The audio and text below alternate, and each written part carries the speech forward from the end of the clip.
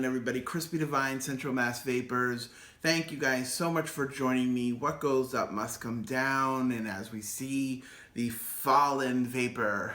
I don't know. Anyways, so today we're going to talk about something a little bit more fun, and we're going to talk about a couple things, actually.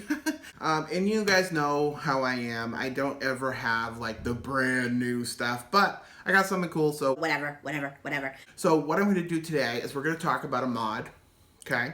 We're going to talk about a juice, and I am going to wick up one of my atomizers for the mod in question, and I wanted to show you guys what I have here. I got two different kinds of wicks, wicking stuff, okay? So if you can think back to when people started vaping, you know, obviously I wasn't there when it first came out, but when I first started vaping, people were either using silica wicking or they were still using stainless steel mesh, okay? And then all of a sudden it was like cotton. It was, you know, you had to buy the high grade or, organic cotton. And then, of course, there was like the whole thing where like organic cotton still needs to be boiled. No, it doesn't. Does it have to be boiled? And then all of a sudden the Japanese cotton came out. And now there's like, you know, Kojian or whatever they're called. Like all these different types of organic cotton. And then all of a sudden you've seen cotton bacon. And I'll tell you what, when I first heard of cotton bacon, I had no idea what the hell it was supposed to be. I thought for a second that it was cotton candy flavored. Bacon flavored cotton. I know, it's so stupid. But I didn't know what to think. So cotton bacon comes out, and then fiber freaks, you hear about them, and then there's like what's that stuff, hemp wicking, and boiled, God, I can't even remember how many, but anyway, I've stood really strong towards just using the Japanese cotton, and then recently I took a stab at using cotton bacon. And at first I thought it was kind of like rayon or cellulose cotton, whatever, which I didn't really like. But when I started using it the second time around, I was like, this is nothing like that. So I really have been enjoying it. So I went into my local vape shop yesterday, Lineage Vapors in Lunenburg. You guys know I talk about them all the time. What's up, what's up? And I picked up two different kinds of cotton. I wanted to give both of them a try. One of them is Fiber Freaks. It's their cotton blend, okay? It's like their pads. I'll show you them, but I just wanted to read you guys a little description from their website. The material is airy and is torn by hand in the direction of the fiber. Before being rolled from form of wick, the cotton blends swell very slightly, and after soaked for a perfect dosage, make sure that the wick resists slightly when it's placed in the coil. Which basically what they're saying is when like you do your coils, which they always said you want to have like a nice little, pull, like it wants to be a little bit tight but enough to pull through, but then other stuff you want to where it's loose because it gets really fat, right, really quick, and then you don't want to like choke it. And then recently I've heard of this other type of wicking, which I can't remember the name right off the top of my head, but they say you want it to be tight. So there's all different kinds of wicking techniques and whatnot, but it's best to know which one you want to use. The other one is cotton candy. I'm on their website here. Cotton candy premium vaping wick. All it says is wick for vapors by vapors, the finest medium for wicking your device. No flavor or odor. Only the purest transfer your favorite e-juice to vape huge clouds of cotton candy. Just peel, twist, trim, and vape. So yesterday I used both of these at one point to wick my stuff. Today I'm gonna choose to use the cotton candy stuff. So for me, like, I'm still like, I never know exactly how the best way to wick things is. I mean, I just wick them the way I wick them, and if it comes out good, it comes out good. If it doesn't, I just rip it out and start over. So, all right, well, you guys don't have to listen to me do this, so I'm gonna fast forward this, and then when I come back, we'll be ready to go. All right.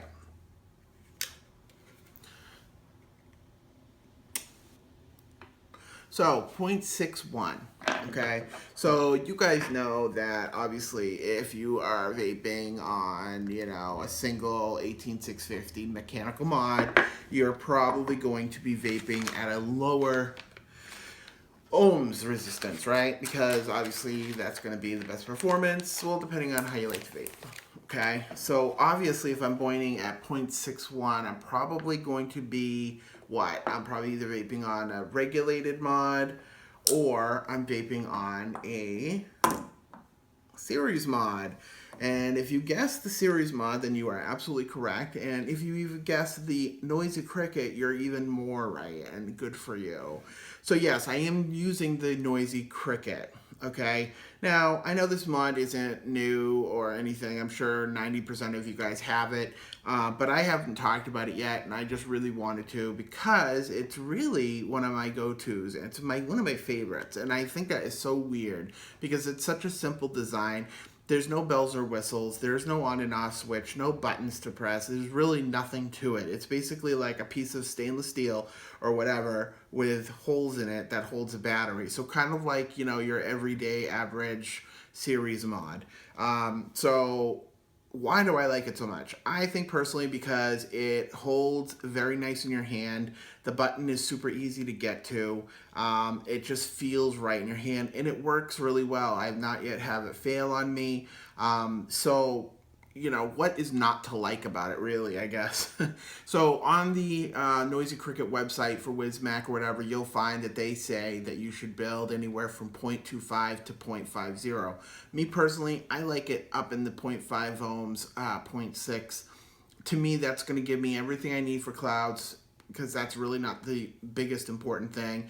And it also gives me terrific flavor depending on the build.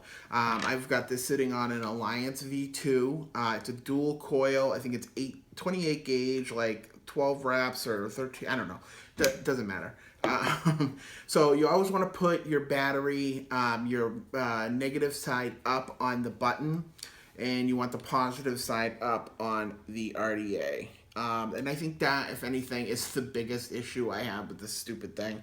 Or not stupid thing. Why do I always say stupid thing? This thing is that I hate how I have to take off the top stuff. Like, it's just a pain in the butt to me. I have chubby fat fingers, as you can see. So trying to get that button down is just a little bit of a pain in the butt. And I know people would say, well, why don't you use a coin? But in my head, every time I use the coin, well, guess what? I end up having to push on the button.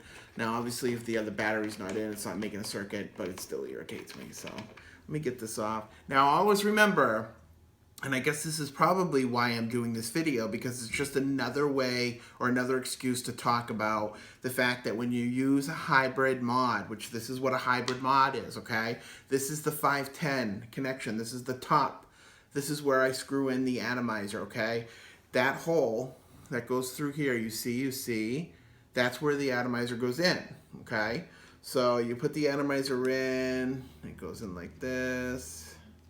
You put it down, and it goes tight.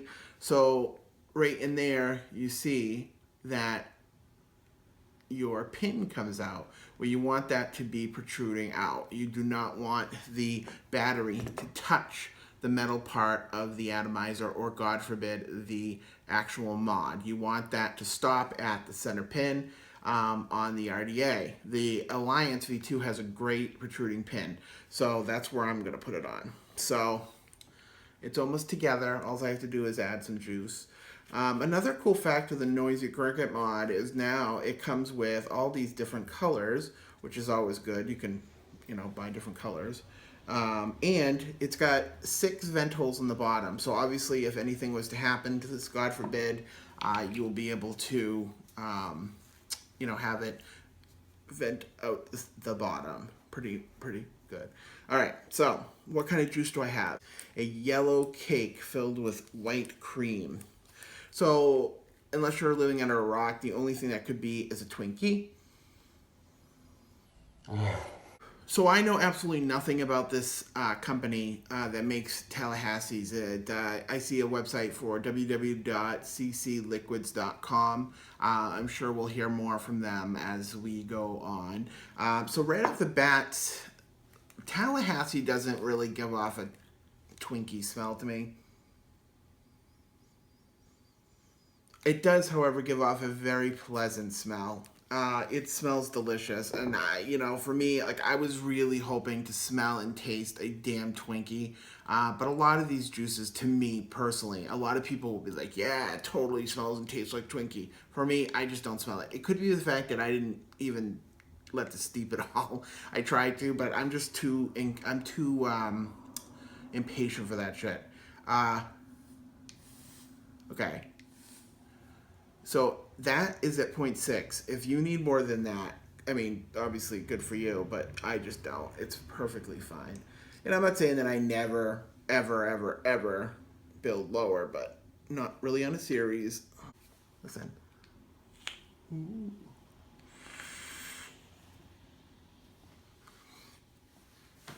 Oh, yeah. The Noisy Cricket's just fun. It just works good, you know? It's one of those mods that you want to take out with you. You can sit down in your car. You don't have to worry about any button. I mean, even without a lock ring, it's still, you don't fear that it's going to go off on you because you'd have to put something on top of the mod, and I'm, like, phobic about that shit, so I never would do that anyway. But it just works really good. Tallahassee, I'll show you guys the bottle because I didn't before. This is a bottle. It's a 50 ml bottle, which I really dig, the 50 ml bottles. I like 50 and 60 ml bottles. It's the standard. I don't remember what I paid for this because I bought it with something else. But it wasn't like break your bank either. It was like pretty affordable juice. And like I said, to me, I don't necessarily taste a Twinkie. Maybe I will in a week or so. But right now, I don't taste Twinkie, but it tastes really good. I mean, it tastes like a really good dessert flavor. You know what I mean? You don't necessarily have to have a Twinkie as long as it tastes good.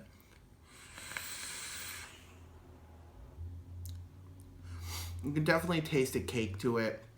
You could definitely taste the creaminess to it, whether that reads Twinkie to me. I let Jeff try it. He said he could taste the cream filling, but who knows. I'm going to drip a little bit more on that. Not that it's super dry, but I kind of want it a little more wet. Let's do it. So, and as for the cotton candy bacon, what the hell? The cotton candy wick, it works really, really, really well. It's easy to use. It wicked up really quickly.